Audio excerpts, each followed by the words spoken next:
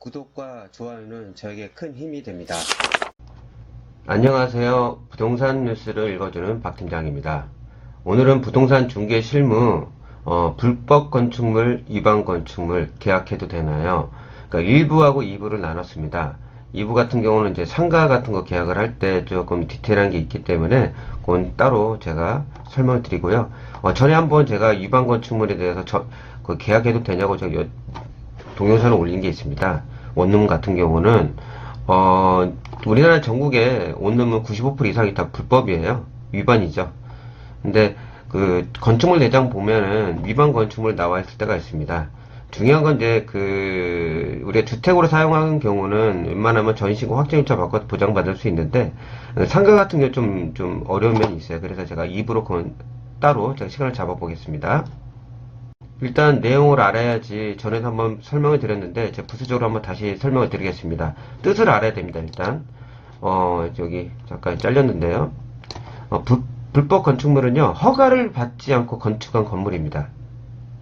그리고 위반 건축물은 허가를 받긴 받았는데 받은 대로 하지 않고 변경해서 사용하는 건물이에요. 그래서 위반입니다. 대부분 보면은 위반 건축물이고, 이 불법 건축물 같은 경우는 허가를 아예 안 받았으니까, 우리 특히 상가 같은 경우가 창고나 이렇게 있는데 허가를 아예 받지 않고 아예 완전히 변경하는 경우가 있어요. 그럴 경우를 하는 걸 불법 건축물, 위반 건축물 이렇게 하는 겁니다. 그러니까 거의 비슷한 단어인데 전혀 다른 뜻이에요. 근데 위반이나 불법이나 다 불법이거든요. 그러니까 뜻은 알고 제가 이제 설명을 드리려고 하는 거니까 한번 이렇게 하는구나.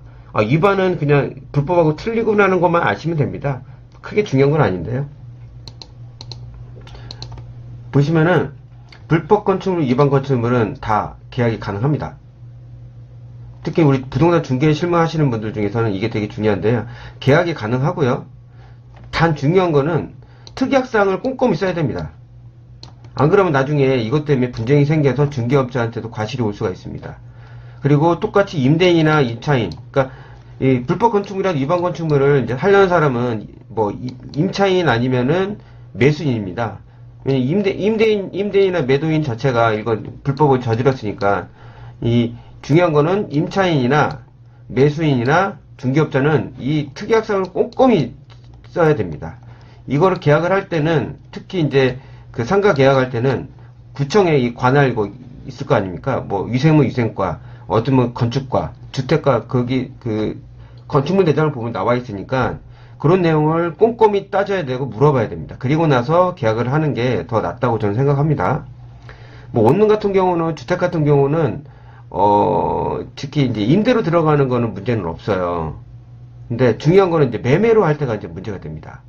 뭐 다세대 같은 경우는 보통 하는 게 불법 확장입니다. 베란다를. 그런 것도 꼼꼼히 따져야 돼요. 왜냐면은 지자체마다 다 틀리고요.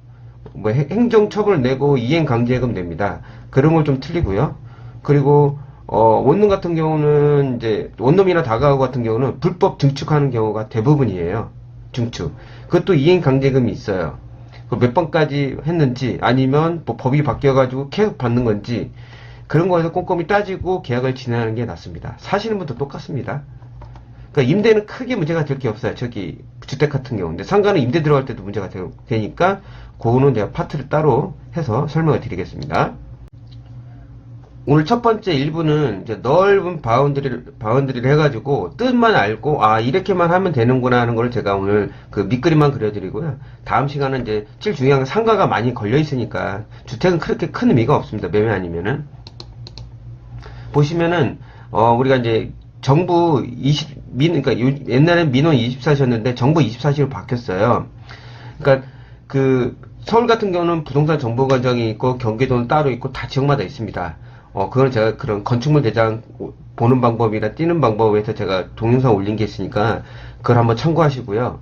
근데 위반 건축물이나 이런 걸 알려면은 정부 24시에 띄는 게 더 디테일하게 나옵니다. 부동산 정보관장은 그냥 위반 건축물에 나오는데 어떤 게 위반이 되는지 잘 몰라요. 특히 우리 중개업을 하시는 분들은 꼭 그 정부 24시에 띄워가지고 그거를 계약서에다가 넣어야 됩니다.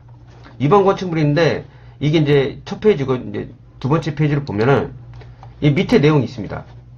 여기 보시면 2012년 4월 17일 날, 뭐, 여기, 주택관리과에서 뭐, 위반 건축물이 표기됐다. 위반 내용은 지상 4층 무단 증축. 위반 면적은 얼마, 주거. 이런 내용이 나와요. 그러면 나중에 어디서 알아보냐? 주택관리과에서 물어봐야 됩니다. 나중에 매매로 살 때는.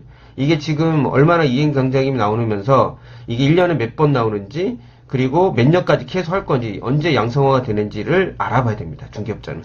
그걸 특약사에 다 꼼꼼히 넣어야 돼요. 그리고 이행강제금은 매도인이 낼 건지 매수인이 낼 건지, 그런 걸 꼼꼼히 넣어야지만이 나중에 본인한테 귀책사유가 없습니다. 귀책사유가 돌아오니까 그런 꼼꼼히 넣으셔야지 나중에 중개사고가 안 벌어집니다. 그러니까 매매할 때는 되게 예민해요. 위반 건축물이 있을 때는. 그걸 다 인지하고 계약을 쓰고 모든 걸 매수인이 부담한다 하면 전혀 문제될 건 없는데, 이런 부분을 좀 디테일하게 안 넣으면은, 특약성이 안 넣으면은 나중에 분쟁이 생길 수가 있습니다.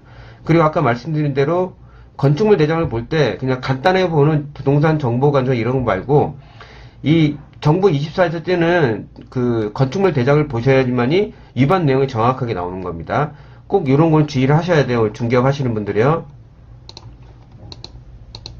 보시면 오늘 마지막 화면인데요. 보시면은 예전에는 이게 없었어요. 이게 한 1년, 2년 전만 해도 없다가 이게 생긴 겁니다. 어떻게 생겼냐? 그 중개대상물 확인설명서 보시면 첫 번째 대상 물건의 표시가 있습니다. 거기 보시면 토지와 건축물이 있는데, 건축물 대장 위반 건축물이 있을 때 적법은 상관없어요.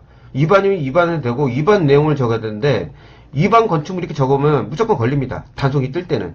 내용을 정확하게 넣어줘야 됩니다. 디테일하게. 그거 안 넣으면은 중개 과실입니다. 내용을 정확하게 전달을 해야 됩니다. 중개업자는. 아시겠죠? 그런 내용을 하고 해야지만이, 죄송합니다. 해야지만이 중개사고가 나지가 않습니다. 그리고 우리 매수인도 있잖아요. 임차인은 뭐 우리 뭐 주택 같은 경우는 큰 문제는 없어요. 전입하고 확정일자를 받으시니까. 아까도 제가 말씀드리지만 이제 매매할 때나 그리고 상가할 때가 조금 디테일하게 좀 아셔야 되는 거다. 그건 제가 따로 입으로 한번 설명을 드리겠습니다. 오늘은 이제 부동산 중개 실무할 때 불법 건축물이 뭐야, 위반 건축물이 뭐야, 그걸 제가 설명하려고 일부러 한번 잡아봤습니다. 혹시 궁금했던 점 혹시 좀 풀리셨다고 하면은 구독과 좋아요 눌러주시면은 저에게 큰 힘이 되겠습니다. 다음에 더 나은 부동산 뉴스로 찾아뵙겠습니다.